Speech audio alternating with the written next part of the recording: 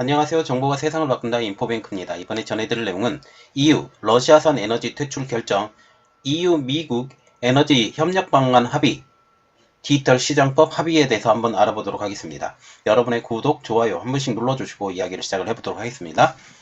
자, 지금 러시아의 우크라이나 침공 여파로 전 세계 에너지 공급망에 초대형 지각 변동이 예고되고 있습니다. 왜냐하면 러시아를 퇴출시켜야 되기 때문이죠. 그 가장 큰 이유는 러시아의 가장 큰 수입원이 에너지 사업, 석탄, 석유, 천연가스가 되기 때문입니다. 그래서 이 석탄, 석유, 천연가스를 전체 다 퇴출시켜야 되는데 지금껏 EU와 같은 경우는 이것을 하지 못했던 상황이죠. 왜냐하면 많은 기업, 많은 나라들, 특히 독일, 헝가리 지방에서 이 러시아산 천연가스, 석유를 많이 수입해서 쓰고 있었기 때문입니다. 그런데 지금 현재 이런 소식이 들리고 있죠. 미국과 영국에 이어서 유럽연합도 러시아산 천연가스, 원유, 그리고 석탄의 수입에 중단을 서두르고 있다는 사실이죠.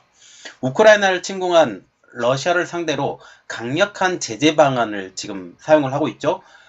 특별히 쉬프트의 퇴출, 여기에 이제 에너지 문제로 엇박자를 내던 서방이 다시 재결집하는 모양새입니다. 냉전 이후 러시아의 진입으로 지각 변동을 일으켰던 글로벌 에너지 시장이 이제 신냉전을 도래를 하면서 다시 과거 상황으로 돌아갈 가능성이 제기되고 있습니다. 중동 산유국 입장으로서도 이를 굉장히 환영할 만한 일이죠. 물론 이란을 제외하고요. 지금 사우디아라비아, 이라크, 쿠웨이트, 그리고 바레인, 아랍에미레이트, 이 모든 나라들이 지금 러시아산 석유와 천연가스 때문에 많은 애를 먹었었어요.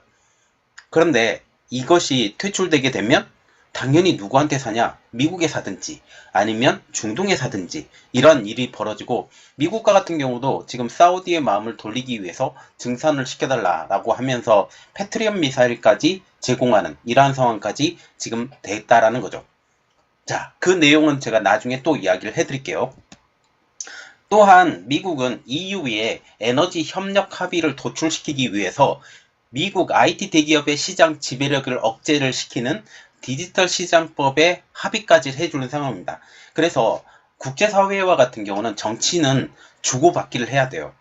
항상 이득만 볼 수 없기 때문에 미국이 아킬레스건이라고 불리웠던, 그리고 트럼프 행정부가 가장 심하게 유럽에 대해서 반발을 했었던 디지털 시장법을 합의를 해준 것입니다. 자, 그래서 먼저 알아볼 내용. EU 러시아산 에너지 퇴출 결정, EU 미국 에너지 협력 방안 합의입니다. 25일 로이터 통신에 따르면 지금 조 바이든 미국 대통령과 우르줄라 폰데어 라이엔 EU 집행위원장은 벨기에 브뤼셀에서 만나서 기자회견을 열고 우리는 러시아 에너지 의존도를 줄이기 위해 함께 노력하기로 했다라고 하면서 더 이상 러시아의 잔혹한 공격에 도움을 주는 행동을 해서는 안 된다라고 밝히고 있습니다.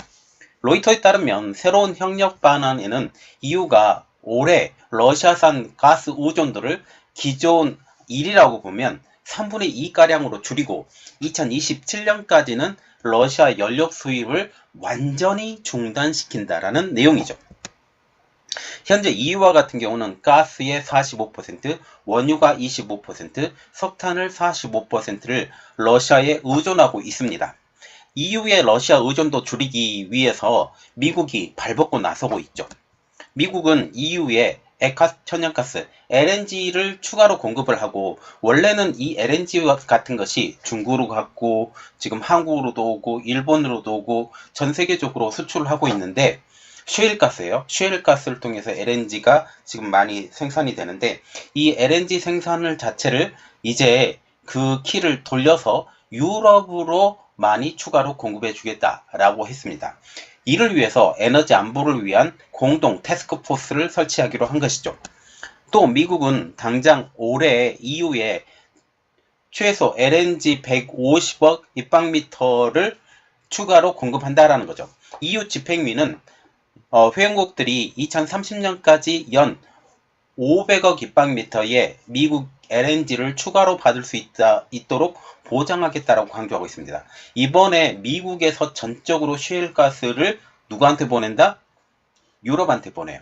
유럽한테 보내면서 이러한 일이 벌어지고 지금 조 바이든 미국 행정부가 이렇게 했죠. 셰일 가스의 생산량을 줄이겠다라는 그런 말을 했었지만 결국은 줄이지 못해요. 왜냐하면 이 줄이게 되면 이것을 공급해 줄 수 있는 역량이 부족하기 때문이죠. 그래서 결국은 줄이지 못하고 이 캐나다의 셰일 샌드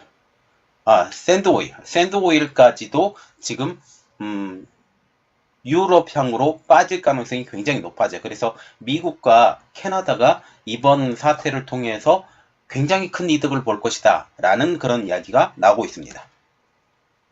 바이든 대통령은 기자회견에서 블라디미르 푸틴 대통령이 EU 국가를 억압하고 조종하기 위해 에너지를 이용을 하고 군사 자원을 작동시키기 위해 에너지 판매 수익을 이용한다. 다시 말하면 에너지 판매를 통해서 얻어진 이득을 군사 자원으로 투자하는 것을 막아야 되겠다라고 선언을 한 것이죠. 그래서 이번 협력은 그간의 역학을 완전히 뒤집을 것이라고 밝히는 거죠. 그래서 러시아로 들어가는 자본 자체를 완전히 깡그리 무너뜨리겠다. 러시아에서 가장 이득을 보는 것은 뭐냐? 에너지 분야죠. 석탄, 석유, 천연가스. 그런데 이 자체를 지금 GDP의 한 30%를 유지시키는 이것을 완전히 깔아뭉개겠다라고 지금 얘기를 하는 거죠. 이어 러시아산 가스를 축출하는데 유럽에 비용이 많이 드는 것은 알고 있다. 하지만 도덕적 관점에서 옳을 뿐 아니라 우리를 훨씬 더 강력한 전략적 기반에 올려둘 것이라고 강조를 하고 있죠. 다만 지난 10년간 건설된 가스 공급망, 지금 유럽의 가스 공급망이 러시아로부터 문어발처럼 지금 전면에 퍼져 있죠. 이것 그리고 기반 시설 조정하는데 시간이 걸릴 것이라고 얘기하면서 깨끗한 미래 청정 에너지를 위한 인프라도 공동으로 구축하겠다라고 얘기를 하고 있습니다. 결국은 미국 주도의 천연가스를 미국 주도의 석유를 유럽에 공급해 주겠다라고 말을 한 것이죠.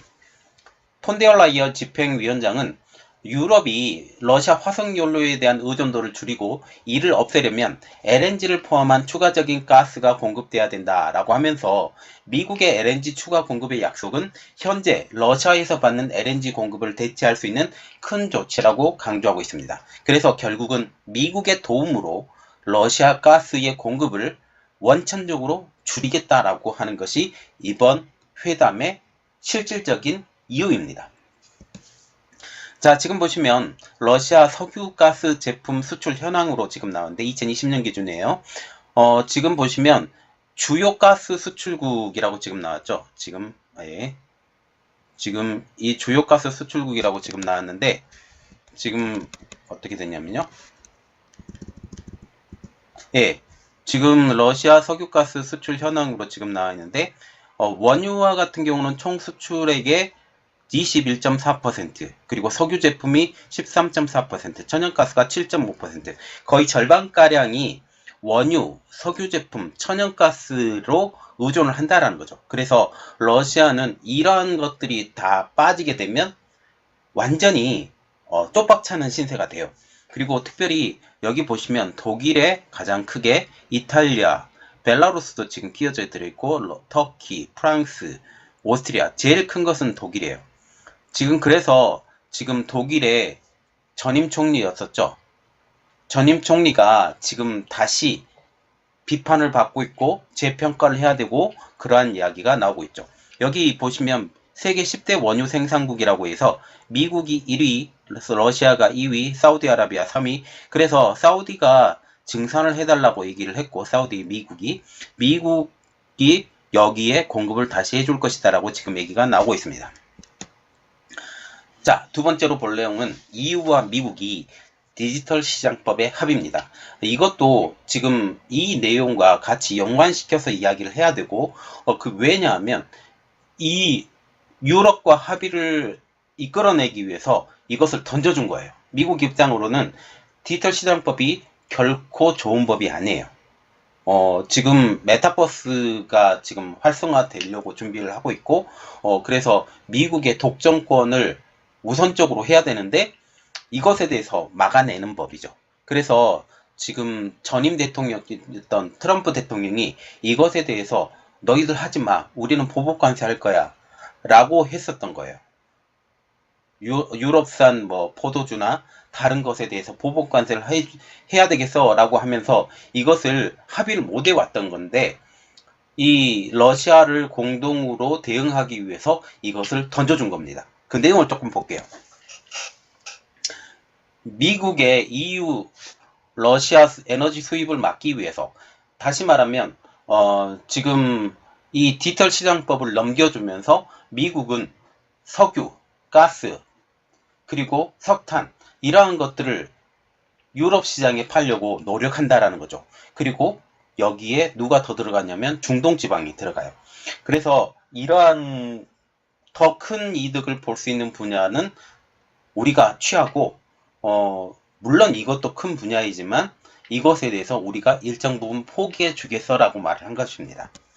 미국 입장으로서는 발등에 떨어진 불인 러시아를 압박하기 위해서 EU에서 원하는 디지털 시장법을 합의를 한 것이죠. 내년에 시행되는 이 법은 데이터와 플랫폼 접속에 제어하는 회사인 이른바 온라인 게이트키퍼에 대한 규칙을 담고 있습니다. 온라인 중개 서비스, 소셜 네트워크인 SNS, 검색 엔진, 운영체계, 온라인 광고 서비스, 클라우드 컴퓨팅, 앱 웹브라우저, 그리고 가상 비서 등의 서비스가 여기 온라인 게이트키퍼에 속합니다. 이 법의 핵심 내용은 IT 기업들이 자사의 서비스를 경쟁사의 서비스보다 우위에 둔다든지, 아니면 사용자가 미리 설치된 소프트웨어와 웹을 제거하지 못하게 하는 것을 금지한다라는 거죠. 그래서 지금 보통 그 스마트폰에 기본적으로 깔린 프로그램들이 있어요. 이것을 어떤 것은 지워버리면 아예 작동도 못하게 만들어 놨는데, 이런 것은 하지 말라고 지금 얘기를 한 거예요. 이에 따라서 해당 기업은 메시징 서비스를 상호 운영할 수 있도록 해서 이용자가 하나의 네트워크에 묶이지 않도록 해야 된다라는 거죠. 그래서 서로 호환이 될 수 있게, 서로 연관을 시킬 수 있게 이렇게 만들어야 된다고 얘기를 한 것입니다. 또 이용자가 새 스마트폰을 샀을 때 기본적인 검색 엔진, 그리고 웹브라우저, 가상 비서 등을 사용자가 직접 선택할 수 있도록 해야 한다는 것이 가장 기본적인 골자죠. 그리고 앱스토어에 대한 공정한 접근 조건을 보장을 하고, 개인정보를 타겟팅 광고와 결합하는 것은 이용자의 명확한 동의도 얻어야 된다. 그래서 보통 요즘 앱 브라우저를 지금 사용을 했을 때 자동적으로 뜨는 광고들이 있어요. 이러한 것들도 허가를 받고 광고를 해야 된다라고 하면서, 이게 이제는 그렇게 되면 무상 앱 브라우저가 나오지 않을 수도 있는 입장이 되는 거죠. 이와 함께 기업의 자사 제품을 더 높은 순위에 올리게 된 것도 금지하고, 이용자는 플랫폼에서 경쟁 제품과 서비스를 홍보하고 플랫폼 밖에서 거래를 할 수 있도록까지 유도를 하는 것입니다.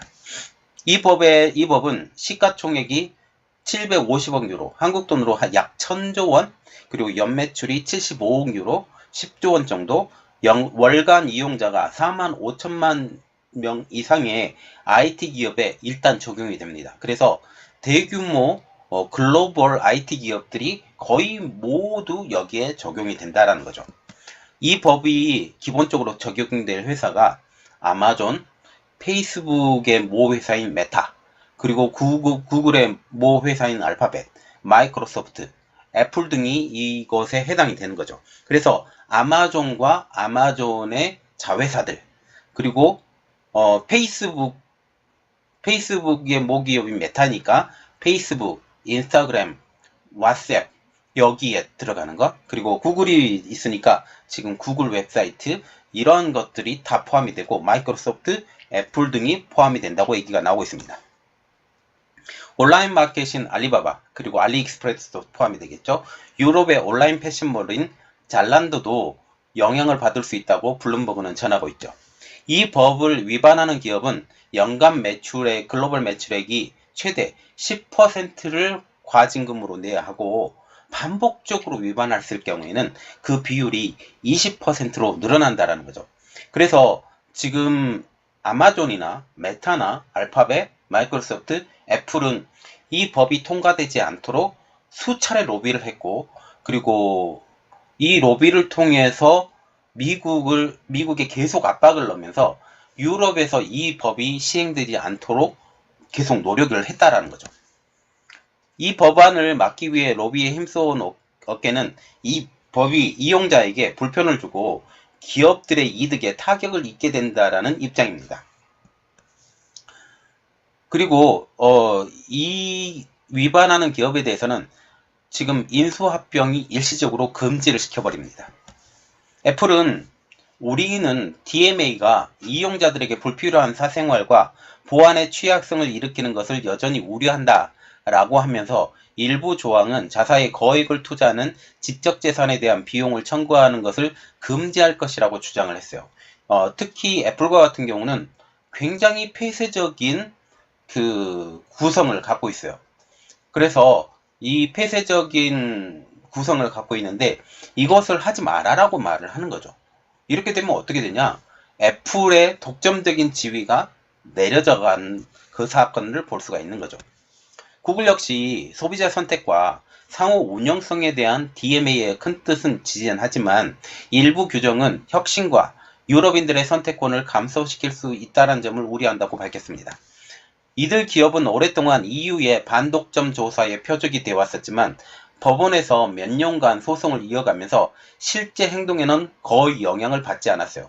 그래서 반독점 조사를 계속했었지만 계속적으로 질질 끄는 이러한 것들을 하기 때문에 실질적으로 이러한 법안이 통과되지 않았고, 이러한 법안이 통과되지 않으면서 그리고 미국 정부를 압박하고 특히 트럼프 정부 때는 보복 관세까지 한다고 으름장까지 놓으면서 이것을 시행시키지 못하게까지 만들었던 이러한 상황이 있었기 때문에 실질적으로 영향은 한 번도 받지 않았다라는 거죠. EU는 소수 거대 기업이 옥죄는 디지털 생태계를 바꾸려면 DMA와 같은 새로운 도구가 필요하다고 강조를 하고 있습니다. EU의 협상을 이끈 독일의 안드레아스 슈밥의 유럽의회 의원은 이번 합의로 전 세계적 새로운 기술의 규제 시대가 열리게 됐다라고 하면서 DMA는 빅테크 기업을 증가하는 지배력에 종지부를 찍을 것이라고 선언을 하고 있죠. 자, 지금 보시면 두 가지 사건은 연결되지 않는 것처럼 보이지만 연결되는 이야기예요. 정치적인 이야기입니다. 미국 입장으로서는 캐시카우였던 그 빅테크 산업이 유럽의 제재 안에 들어가게 된 거예요. 그러나 러시아를 견제하기 위해서 이것을 허용을 한 것이죠. 그리고 미국 입장으로서는 더 큰 덩어리, 미국산 원유, 미국산 천연가스를 판매할 수 있는, 유럽에 판매할 수 있는 커다란 루트를 이제 새롭게 열어젖혔다라고 평가를 받게 되고, 그리고 지금 중동 지방과 협력을 해서 지금 이것을 더욱더 크게 유럽 시장을 활짝 연 것으로 보시면 되겠습니다. 자, 이번 내용은 여기까지 하겠고요. 저희 내용이 여러분들에게 도움이 되셨다라고 생각을 하시면 구독, 좋아요, 그리고 알람 설정까지 부탁드리겠습니다. 감사합니다.